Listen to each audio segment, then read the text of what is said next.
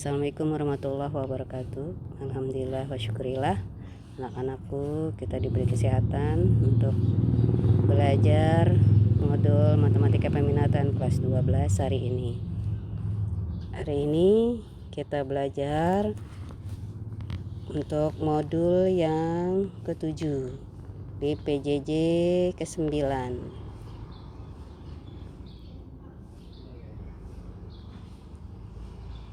dengan materi turunan fungsi trigonometri. Di sini sebabnya adalah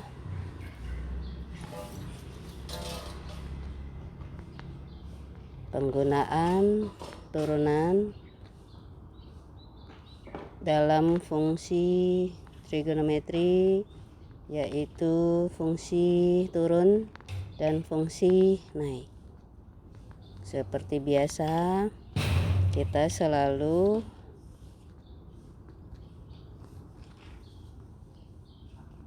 review untuk rumus-rumus sebelumnya dalam penggunaan aplikasi turunan hari ini. Review persamaan trigonometri. Untuk sin X sama dengan sin P, maka X-nya ingat ada dua. Yang pertama X1 P tambah K kali 360. Yang kedua P X2 sama dengan 180 dikurang P ditambah K kali 360. Tergantung soalnya, bisa sudut, bisa pi. Untuk rumus kedua, cos X sama dengan cos P. Jadi X-nya adalah X1 P tambah K kali 360 atau X2-nya min P ditambah K kali 360. Yang ketiga, untuk tangen X sama dengan tangen P. X1 hanya ada X1, perlu diingat. Untuk tangen, maka X1 sama dengan P tambah K kali 380 kali 180. Ciri khas untuk tangen hanya satu, sudutnya hanya X1 dan dikali K 180. Oke, sekarang kita memasuki materi menentukan interval fungsi naik dan fungsi turun. Syarat interval fungsi naik f aksen X lebih besar dari 0. Kalau kita pakai garis bilangan diberi tanda plus. Untuk fungsi turun f aksen X lebih kecil dari 0. Tandanya diberi tanda negatif pada garis bilangan. Dan perlu diingat juga langkah-langkah penyelesaian. Yang pertama adalah batas-batas di mana nilai mencapai optimum dengan syarat Y aksen sama dengan 0. Jadi langkah pertama kalian cari Y aksen sama dengan 0. Di kanan kiri batas tersebut selalu berubah tanda. Ingat yang kedua. Jadi kalau ada titiknya, titik optimum tadi sebelah kirinya min, maka sebelah kanannya plus atau kebalikannya. Yang ketiga, kalian pilih salah satu sudut, misalnya alfa sembarang. Yang pasti ambil saja sudut istimewa 90 derajat ya, dan seterusnya pada interval yang manapun. Nah, tapi lihat posisinya ada di garis bilangan mana, tapi usahakan sudut istimewa. Asalkan bukan tepat pada batas, jadi tidak boleh pada batas yang tadi Y aksen sama dengan 0. Kemudian disubstitusikan sehingga diperoleh F aksen A. Yang terakhir, lengkapilah tanda berselang-seling. Baru kita tentukan mana yang menjadi himpunan penyelesaian atau interval fungsi naik dan fungsi turun. Dari grafik kalian bisa lihat di sini ada fungsi turun. Jadi grafiknya dari atas ke bawah. Dan ada fungsi naik. Grafiknya dari bawah ke atas dalam fungsi ya, dalam garis Y. Nah, sekarang kita lihat contoh soal. Tentukan fungsi naik pada grafik Y sama dengan sin 2X. dimana X di antara 0 sampai 360 derajat. Ingat langkah-langkah tadi ada 4 ya. Nah, langkah-langkah penyelesaian bisa kalian lihat. Yang pertama Y aksen sama dengan 0. Jadi tadi sin 2X. Ingat turunannya kita pakai cara langsung. Jadi turunan sin 2X, jadi Y aksennya 2 cos 2X. Nah setelah 2 cos 2X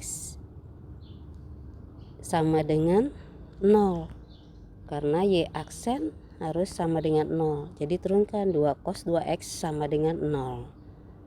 Jadi cos 2X sama dengan 0 juga. Nah kalau seperti ini kita ingat di review tadi persamaan trigonometri. Jadi cos berapa yang hasilnya 0? Yaitu cos 90. Dan untuk cos ada 2 X1 dan X2. X1 jadi hasilnya karena di sini cos 2X sama dengan 0, berarti cos 2X sama dengan cos 90. Jadi 2X sama dengan 90 plus K kali 360. Ingat yang ditanya bukan 2X tapi X. Maka ruas kiri maupun ruas kanan dibagi 2. Jadi X sama dengan, nah tadi 90 sudah kalian dapatkan. Jadi 45 plus K kali, nah 360 dibagi 2 juga. Jadi K kali 180. Untuk X nya ada 2. Nah, jadi 2X sama dengan tadi yang pertama 90 tambah K kali 360, kita cari X nya. Maka yang kedua juga sama.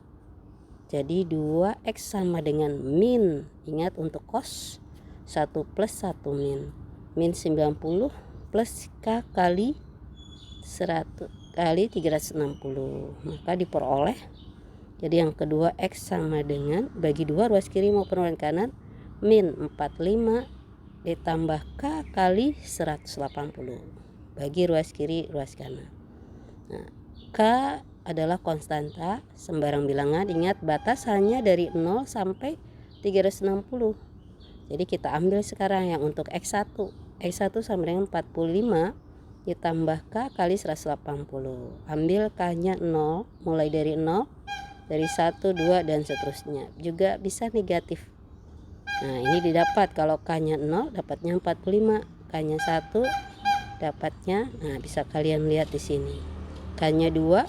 Jadi kita cari K nya berapapun, yang penting tidak melewati batas.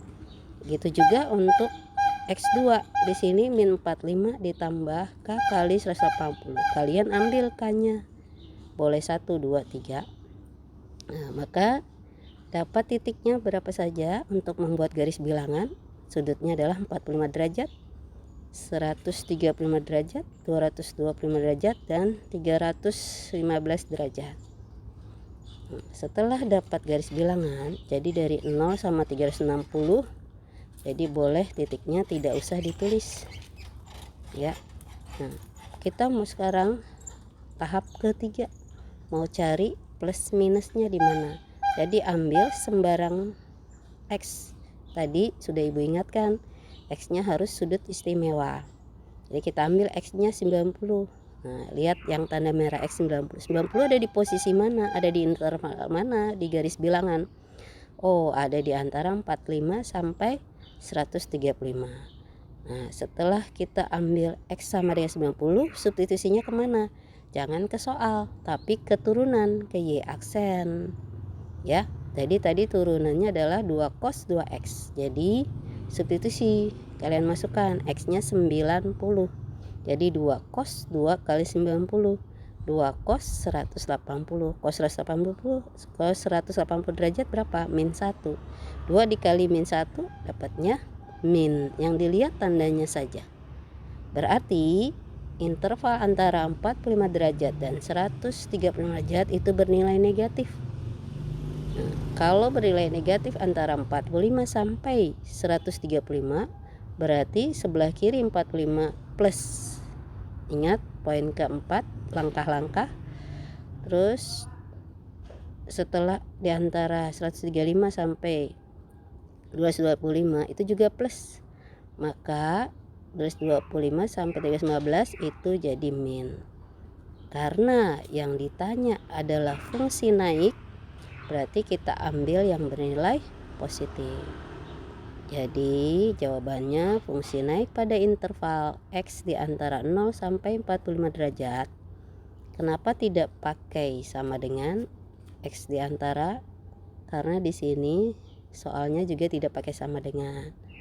Atau X di antara 135 derajat sampai 225 derajat. Atau lagi ya, karena X-nya di sini 315 sampai 360.